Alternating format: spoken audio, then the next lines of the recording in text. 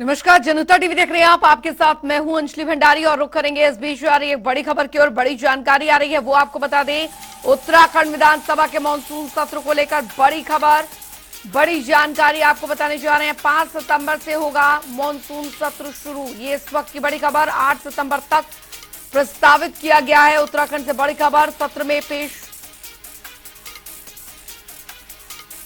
तो मंत्रिमंडल की बैठक में निर्णय लिया गया है। इस वक्त की बड़ी खबर, विधानसभा के मानसून सत्र को लेकर बड़ी और अहम जानकारी। 5 सितंबर से मानसून सत्र की शुरुआत होगी। 8 सितंबर तक प्रस्तावित किया गया है। तो सत्र में पेश होगा अनुपूरक बजट, ये इस वक्त की बड़ी खबर। मंत्रिमंडल की बैठक में यह निर्णय लिया गया है मानसून सत्र को लेकर। तो विधानसभा के मानसून सत्र की शुरुआत होने जा रही है 5 सितंबर से। जी हाँ, 5 सितंबर से इसकी शुरुआत, 8 सितंबर तक प्रस्तावित जो है मानसून सत्र किया गया है। सत्र में पेश होगा अनुपूरक बजट। तो बड़ी और अहम जानकारी आपको बताने जा रहे हैं। मंत्रिमंडल की बैठक में ये निर्णय लिया गया है। उत्तराखंड विधानसभा के मानसून सत्र की शुरुआत 5 सितंबर से होने जा रही है। सत्र में पेश होगा अनुपूरक बजट। प्रदेश मंत्रिमंडल की बैठक में ये निर्णय लिया गया है। मंत्रिमंडल की बैठक में निर्णय लिया गया है, इस वक्त की बड़ी खबर आपको बता रहे हैं। यशराज आनंद संवाददाता हमारे साथ इस बीच जुड़ गए हैं ज्यादा जानकारी के साथ। यशराज, उत्तराखंड विधानसभा के मानसून सत्र की शुरुआत 5 सितंबर से होने जा रही है, क्या कुछ रहने वाला है इस बार मानसून सत्र में? जी बिल्कुल अंजलि, मैं बताना चाह रहा हूँ कि आगामी विधानसभा मानसून सत्र 5 सितंबर से 8 सितंबर तक आयोजित किया जाएगा। यानी 5 से 8 सितंबर तक मानसून सत्र को आयोजित किया जाएगा। वहीं कैबिनेट मंत्री प्रेमचंद अग्रवाल ने एक वीडियो से जानकारी देते हुए बताया, और इसके लिए उन्होंने एक मंत्रिमंडल का एक प्रस्ताव भी पारित किया गया है। और उन्होंने यह जानकारी दी है कि यह सत्र देहरादून में ही आयोजित की जाएगी, यानी कि मानसून सत्र देहरादून के विधानसभा में ही आयोजित की जाएगी। दूसरी बात, उन्होंने कहा कि विधानसभा सत्र जो गैरसैंण में आयोजित हुआ था उससे सितंबर से पहले ही हो जाना था, लेकिन उन्होंने यह जानकारी देते हुए कहा कि इस सत्र में बजट सत्र में अनुपूरक बजट भी पेश किया जाएगा। यानी कि यह भी एक बहुत बड़ी बात है कि मानसून सत्र में अनुपूरक बजट भी पेश किया जाएगा, ताकि अनुपूरक बजट में जो कमी आई थी उस कमी को पूरा किया जा सके। तो इस प्रकार से मानसून सत्र की 5 से 8 सितंबर तक चलन आयोजित किया जाना है, यह बात क्लियर कंफर्म कर दिया गया है। और वहीं पर अब इस मानसून सत्र की तैयारियां भी जोर शोर से अब चलनी शुरू हो जाएगी। और इस मानसून सत्र में सबसे बड़ी बात है अनुपूरक बजट को लेकर आ रही है। जो अनुपूरक बजट आने वाला है यह कितना रहेगा, क्या रहेगा, इस पर चर्चा की जाएगी। और इसके बाद इस अनुपूरक बजट के किस मद में आएंगे, कहाँ पर खर्च करेंगे, यह सबसे बड़ी बात है। तो इस प्रकार से मैं कह सकता हूँ कि यह एक मानसून बजट जो आने वाला है, ये सत्र में यह एक बहुत बड़ी बात है। जी बिल्कुल। और अगर यहाँ पर चर्चा कि आपने बताया कि अनुपूरक बजट जो है यहाँ पर पेश किया जाएगा, जाहिर तौर पर हंगामे के कितने आसार बने हुए हैं इस मानसून सत्र में, क्यों हालांकि 3 दिन का रहने वाला है? जी बिल्कुल, मैं बताना चाह रहा हूँ कि मानसून इस विधानसभा सत्र में जो 5 से 8 सितंबर तक चलेगा, इसमें सभी पार्टियां तैयारी पर लग चुकी हैं। वहीं पर सत्तारूढ़ दल यह चाह रही है कि इस बार का जो विधानसभा सत्र हो वह हंगामेदार नहीं हो, वह सभी पार्टियों के द्वारा, चाहे वो विपक्षी दल कांग्रेस हो और जो सत्तारूढ़ दल है, दोनों का मिली भगत हो। इसमें दोनों में किसी में भी कोई भी टकराव की स्थिति ना हो। लेकिन कांग्रेस अभी भी से ही तैयार है, वह अभी भी पिछले भी अनुपूरक बजट को लेकर के प्रश्न चिन्ह खड़ा करना चाह रही है। और इस बार भी जो बजट में जितने मद में जितने पैसे आएंगे उसको लेकर भी वो जरूर प्रश्न चिन्ह खड़ा करेगी। साथ ही साथ वो मानसून सत्र के कारण जो अभी नुकसान हो रहा है करीब उत्तराखंड को, उसमें भी वो प्रश्न चिन्ह खड़ा करने वाली है। बहुत बहुत शुक्रिया यशराज आनंद इस तमाम जानकारी के लिए। आगे बढ़ेंगे, एक और बड़ी खबर की ओर करेंगे। बड़ी जानकारी आ रही है, वो आपको बता दें। बड़ी और अहम खबर इस बीच आ रही है, विजिलेंस टीम के हाथ लगी बड़ी कामयाबी। जी हाँ, हल्द्वानी से बड़ी खबर, डीपीआरओ रमेश त्रिपाठी रिश्वत लेते गिरफ्तार किए गए हैं। 1 लाख की रिश्वत लेते पकड़ा गया है डीपीआरओ। तो उपकरणों की सप्लाई के लिए ये रिश्वत जो है डीपीआरओ द्वारा मांगी गई थी, जिसे गिरफ्तार कर लिया है विजिलेंस टीम। ने बड़ी कामयाबी हासिल की है। डीपीआरओ रमेश त्रिपाठी रिश्वत लेते गिरफ्तार। योगेश शर्मा संवाददाता हमारे साथ जुड़ गए हैं ज्यादा जानकारी के साथ। योगेश, विजिलेंस टीम ने बड़ी कामयाबी हासिल की है। डीपीआरओ को रंगे हाथ रिश्वत लेते गिरफ्तार किया गया है। देखिए अंजलि, उत्तराखंड में विजिलेंस की अब तक की सबसे बड़ी कार्रवाई मानी जा रही है, जहां एक पीसीएस अधिकारी को रिश्वत लेते रंगे हाथों गिरफ्तार किया गया है।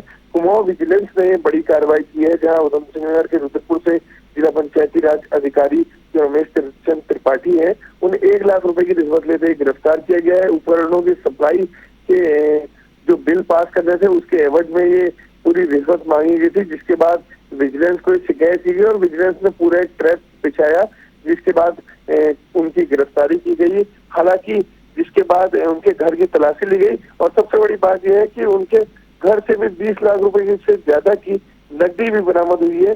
अब विजिलेंस इस पूरी जांच में जुट गई है कि आखिर ये रिश्वत का जो बड़ा खेल था वो कहां तक फैला हुआ था और कितने लोगों से इनके द्वारा रिश्वत ली गई थी। जी बहुत बहुत शुक्रिया योगेश शर्मा इस तमाम जानकारी के लिए। तो ये बड़ी खबर, बड़ी कार्रवाई विजिलेंस विभाग की तरफ से यहाँ पर की गई है। विजिलेंस टीम ने रंगे हाथ गिरफ्तार किया है रिश्वत लेते हुए डीपीआरओ को रमेश त्रिपाठी। उसके घर से बताया जा रहा है कि 20 लाख से भी अधिक की जो राशि है वो भी बरामद हुई है विजिलेंस टीम को। तो 1 लाख की रिश्वत लेते ये गिरफ्तारी हुई है। उपकरणों की सप्लाई के एवज में रिश्वत जो है वो मांगी गई थी।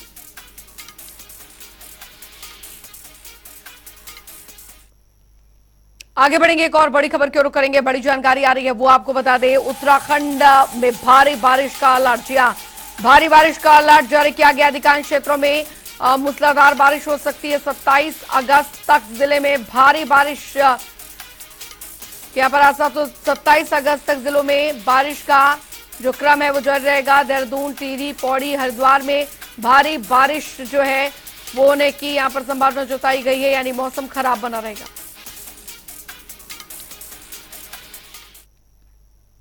और चलिए अब रुक करेंगे 2 मिनट में 10 बड़ी खबरों की ओर फटाफट अंदाज में। देहरादून में चंद्रयान 3 की सफल लैंडिंग पर सीएम ने जताई खुशी। स्कूली बच्चों के साथ सीएम ने देखी लैंडिंग। उत्तराखंड चंद्रयान 3 की सफल लैंडिंग पर जश्न। मंदिर समिति ने निकाली तिरंगा यात्रा, भारत माता की जय के नारे लगाए। बागेश्वर के गरुड़ क्षेत्र में स्कूल जा रही छात्रा पर गुलदार ने किया हमला। छात्रा के हाथ और पैरों में गुलदार के दांत और नाखून के पड़े गहरे निशान, अस्पताल में इलाज जारी। ऋषिकेश में बड़ा गंगा का जलस्तर, पानी का स्तर बढ़ने से जलमग्न हुए सभी घाट। कड़ी मशक्कत के बाद सामान्य हुई स्थिति। काशीपुर के अल्पसंख्यक इलाके में चिकित्सा शिविर का हुआ आयोजन, लोगों ने कराया स्वास्थ्य परीक्षण। आयोग के उपाध्यक्ष मौके पर रहे शामिल। हल्द्वानी में पुलिस और एसओजी टीम ने नशे के खिलाफ की बड़ी कार्रवाई। स्मैक के साथ 2 तस्करों को किया गिरफ्तार। देहरादून में व्यापारी के यहां हुई सोने की चोरी, चोरी के माल के साथ पुलिस ने 3 आरोपियों को किया गिरफ्तार। रामनगर में चेन स्नैचर ने लूटी युवक की चेन, पुलिस ने आरोपी को जल्द पकड़ने का दिया आश्वासन। उत्तराखंड में बारिश से प्रदेश भर की 228 सड़कें बंद, 2 राष्ट्रीय राजमार्ग और 20 अवरुद्ध सड़कें शामिल। उत्तराखंड में बारिश का अलर्ट, कई जिलों में भारी बारिश के आसार, लोगों से घरों में रहने की अपील।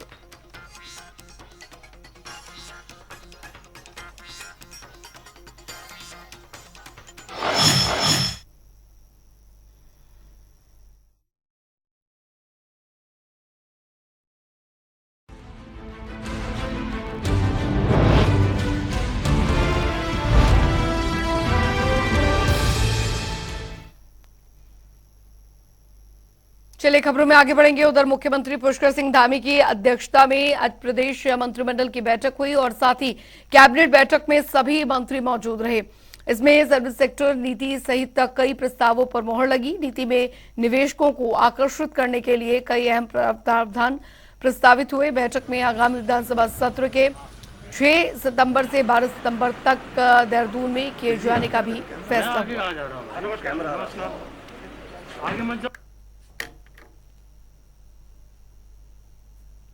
पहल की गई है अभी आप देखते हैं सरकारी संपत्तियां बहुत हैं और कई खाली भी हैं, कभी कभी मिल जाती हैं खाली, और कई पार्टली उपयोग उनका हो रहा है, कुछ समय के लिए ही उपयोग हो रहा है, वो बाकी समय खाली पड़ी रहती हैं। फॉर एग्जांपल हमारे एजुकेशनल इंस्टीट्यूट हैं या स्कूल भी हैं, वो आधा दिन ही चलते हैं, आधा दिन खाली रहते हैं। उनकी प्ले ग्राउंड है, सुबह को बच्चा खेलता है, बाद में सारा दिन खाली पड़ी रहती है, लेकिन प्राइवेट लोगों को भी वहाँ आने की या सैर करने की अनुमति नहीं देते।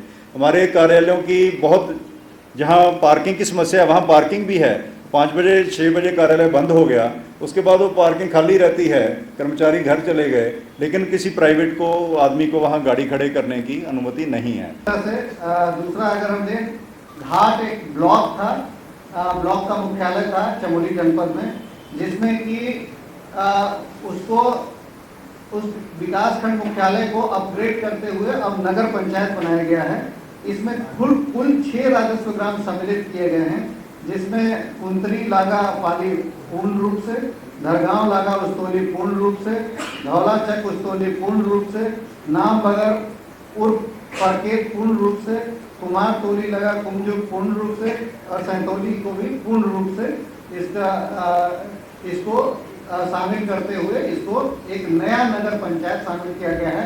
घाट का अत्यधिक महत्व है, इसी को अत्यधिक महत्व को देखते हुए माननीय मुख्यमंत्री जी के द्वारा इसमें घोषणा भी की गई थी, और उसी घोषणा के क्रम में किस तरह से उसका, क्योंकि पर्यटक भी वहाँ काफी जाते हैं, तो इन सब चीजों को देखते हुए किस तरह से शहरी अवस्थापना सुविधाओं को किस तरह से उपलब्ध कराया जाए, इसी के लिए नगर पंचायत इसको नया नगर पंचायत बनाया गया।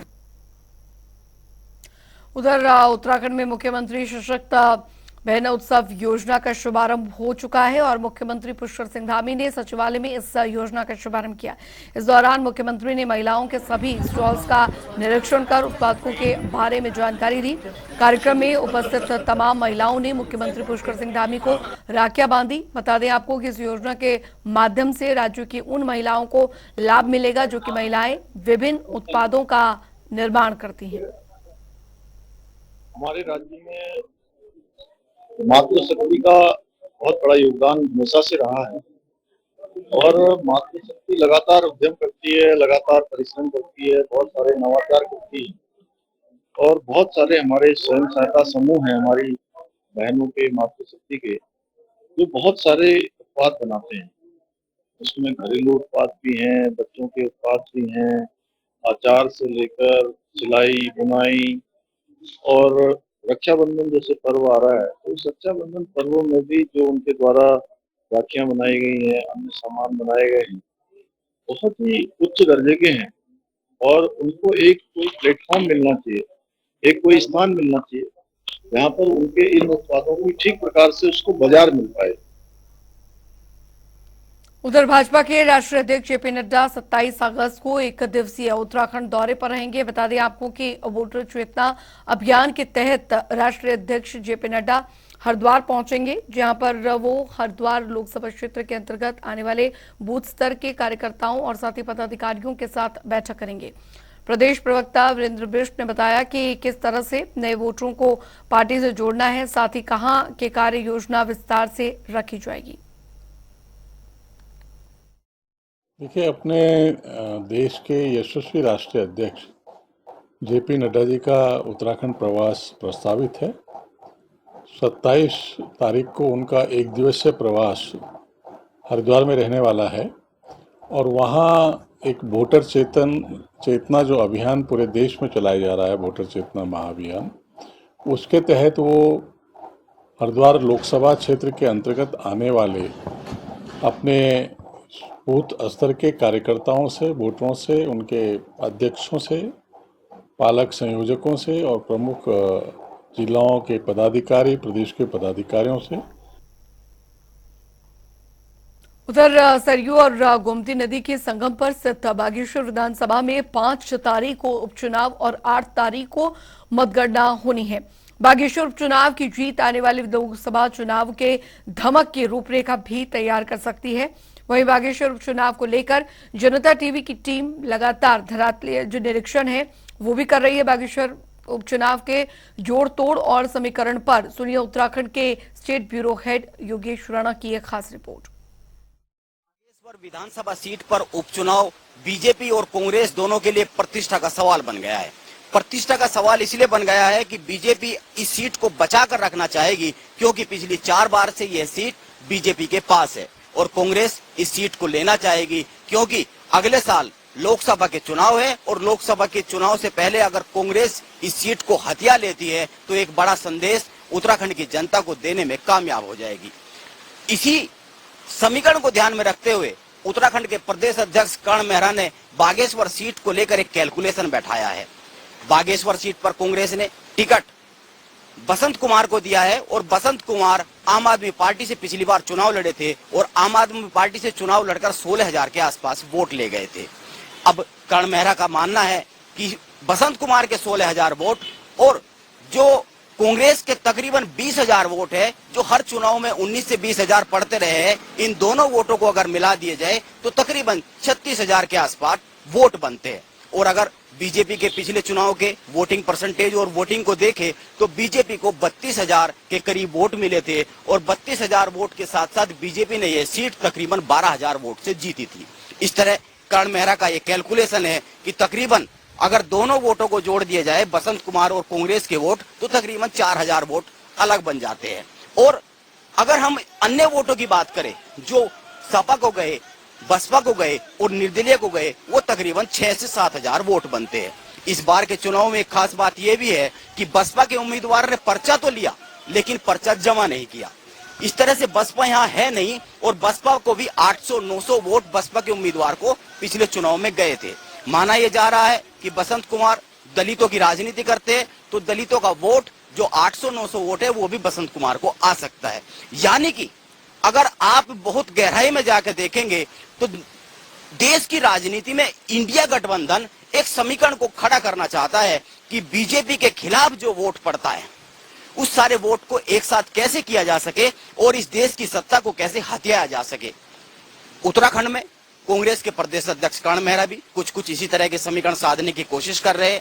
वो चाहते हैं कि आम आदमी पार्टी से लड़े हुए उम्मीदवार पिछले चुनाव में बसंत कुमार और कांग्रेस एक साथ आ गए हैं, और एक साथ आकर ये वोट मर्ज हो जाएगा और मर्ज होकर बीजेपी को यहाँ पर शिकस्त दी जा सकती है। ये आंकड़ों का समीकरण है, आंकड़ों का मायाजाल है, और आंकड़ों के मायाजाल से क्या विधानसभा का या लोकसभा का या कोई भी चुनाव जीता जाता है, समझना ये बहुत जरूरी है। अगर बागेश्वर सीट की बात करें तो बागेश्वर सीट लगातार 4 बार बीजेपी के पास रही है। चंदन रामदास लगातार यहां से जीतते रहे और 2022 में जीतने के बाद कैबिनेट मंत्री रहे। चंदन रामदास को लेकर यहाँ एक छवि है, सरल, सौम्य, उनका अपना एक वोट बैंक है, उनका अपना एक यहाँ की जनता में प्रभाव रहा है। यह ध्यान में रखने वाली बात है, और इसी बात को ध्यान में रखते हुए बीजेपी ने सिंपैथी वोट हासिल करने के लिए, सहानुभूति हासिल करने के लिए चंदन रामदास की पत्नी पार्वती दास को उम्मीदवार बनाया है।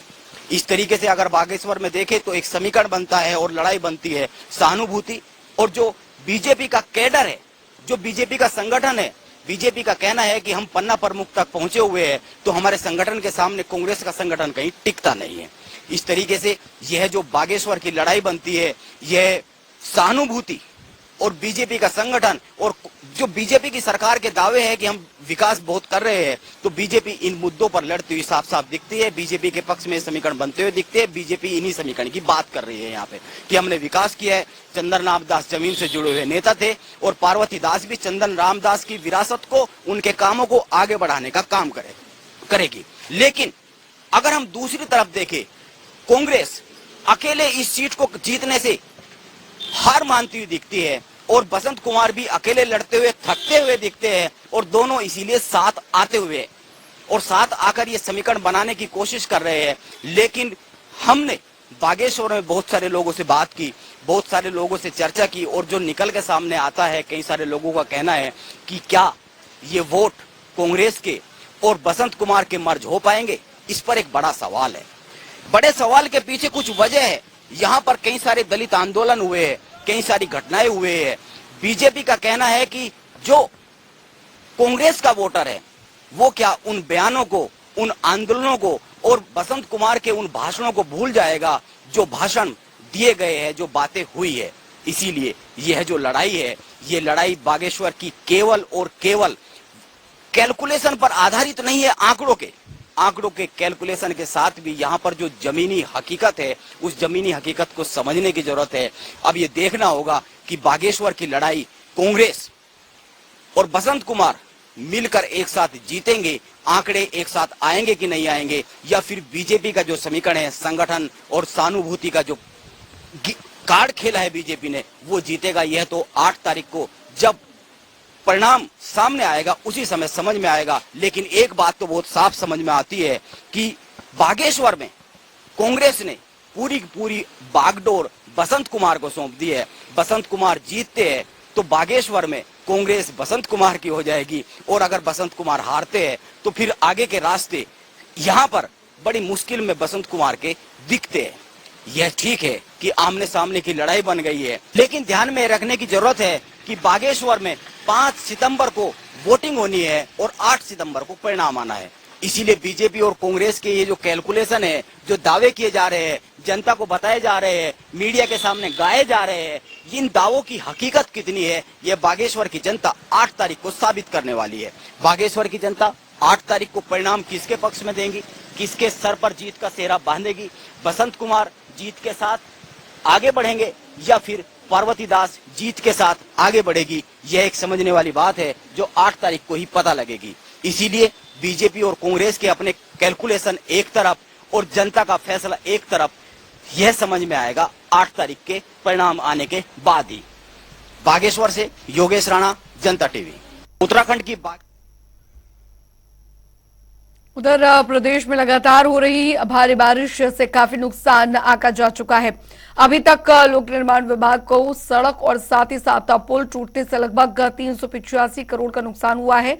मुख्य अधिशासी अभियंता दीपक कुमार यादव ने बताया कि जब से बारिश शुरू हुई है तब से लगभग 3000 सड़कें बंद हुई हैं, जिनमें से 2700 सड़कों को बहाल किया जा चुका है।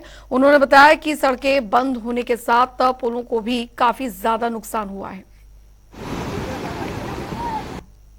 आज की वो बता मोटा मोटा जो है हमारे जो वो हैं सड़कें और सेतु सब मिला के लगभग पीडब्ल्यूडी का 385 करोड़ तक का नुकसान हो चुका है कल की डेट तक। और कुल जो है मार्ग जो है हमारे लगभग 3000 के करीब मार्ग जब से रेंज स्टार्ट हुई है तब से अब तक बंद हुए हैं, जिसमें से लगभग 2700 मार्ग जो है हम खोल चुके हैं।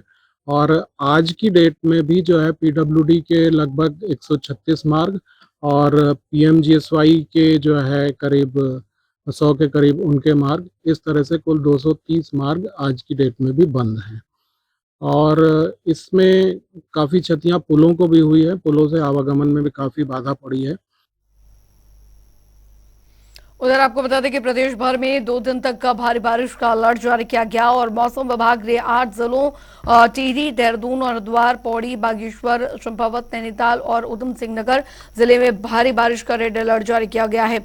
वहीं उत्तरकाशी, चमोली, रुद्रप्रयाग, पिथौरागढ़ और अल्मोड़ा में बारिश का येलो अलर्ट जारी किया गया है। वहीं पिछले 2 दिनों से कई स्थानों पर बारिश के कारण जनजीवन प्रभावित हुआ है, साथ ही भूस्खलन की घटनाओं में इजाफा हुआ है और नदी नाले भी उफान पर हैं।